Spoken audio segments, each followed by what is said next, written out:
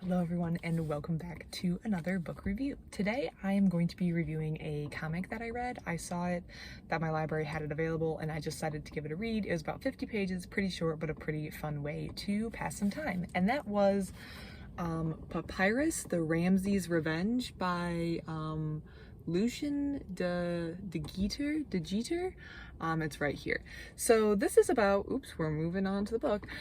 This is a comic book and it's about, like I said, it's about 50 pages and it follows the adventures of Papyrus, who is this boy here, and his two friends. This is the princess, so the daughter of the pharaoh, and he has this other friend named Imhotep, and together they get in some adventures. So this, I think, is volume 1 in the series, but they kind of just dive on in and you're kind of expected to know everything. However, that's not really a problem because they make it pretty self-explanatory to come up with all the answers to all of the questions that you have. It's not a very complicated plot. You just have Papyrus, who's a fun little boy who gets into these adventures with Imhotep, his friend, and the princess.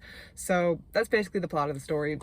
In this story, they are traveling with the pharaoh down the river and they decide, like as part of a retinue, and they decide to go on to this temple by themselves for whatever reason, I forget. They arrive at the temple and they quickly discover the temple has been overrun with bandits and they need to basically save the day. And there's some magical intervention and there's some Egyptian mythology and there's just some fun action. And I can't really go too much further without going through the entire plot because of how short this comic is, but I really did enjoy it. It was a pretty fun way to just pass some time and I did recommend it. In terms of historical accuracy, I mean, you're reading a comic. I would not say this is a 100% true, I mean, this is not completely historically accurate. So if you're expecting something that stays really true to history and the facts, you're not going to get it here. But it is rather enjoyable, and they do take some time in the comics to kind of call out some things, to call out facts or to call out different interesting features either of Egyptian history or current archaeological finds or Egyptian mythology. So I thought that was very interesting, and you can kind of learn some stuff. Just don't expect like a 100% accurate, true to the facts retelling. This is kind of magical and adventurous and not supposed to be, you know, like a textbook reading of Egyptian history. Another thing I should point out, which was just me noting, is when I read this book, like page 2, I was like, this is a European comic, and I don't know how I knew that, which makes me curious as to how I immediately knew this was a European comic instead of an, I guess, American comic.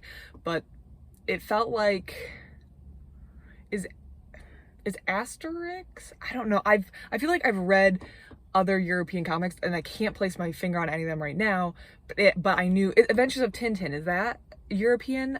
It just felt like I was like, this was written by someone in Europe, this is European. And I looked it up and I believe the author is from Belgium, so I immediately noted that right away, and I really can't put my finger on what the differences are. I can't communicate that, but I knew it as soon as I was reading this that this was a European comic. So if you like that style of and I know European comic is kind of a broad stroke, like there's many different countries in Europe, so I'm sure there's many different styles, but I knew right away I was not reading something written by an American author, and I was probably reading something written by a European author. So I'm not up to date, oh, I keep moving the page, on my different styles within Europe of comic styles to know exactly where, but I did notice that right away. But I think if you primarily read comics that are maybe American, I do not know the right term for it. A lot of the comics I read seem to feel a little different. So if you're into something a little different, maybe this is for you. Another thing to know is this book, I believe it said, was written in like the 1980s, this comic. So this comic series has been out for a while, so keep that in mind. It isn't something that was written in 2019 or 2020. This was a little older, so yeah, just keep that in mind. I think it was pretty good, pretty fun. I'd give it a 3-star read. It's about 50 pages, so you can knock it out in an evening, and it was enjoyable enough, and I will definitely be getting the next book in this series to read and see how I like it. If anyone has read this series, yeah, please let me know. I did want to add too that I saw that they do publish this in other languages. Obviously, I saw at least French and Spanish, I think, so if English is not your first language or you're more comfortable with either of those 2 languages or any of the other languages, this does come in a wide variety of languages for whatever you understand or read best. But yeah, let me know what you think about this book. Let me know if you've read this, and I will be reading the next one and letting you know what you think. Thank you everyone, and have a great rest of your day.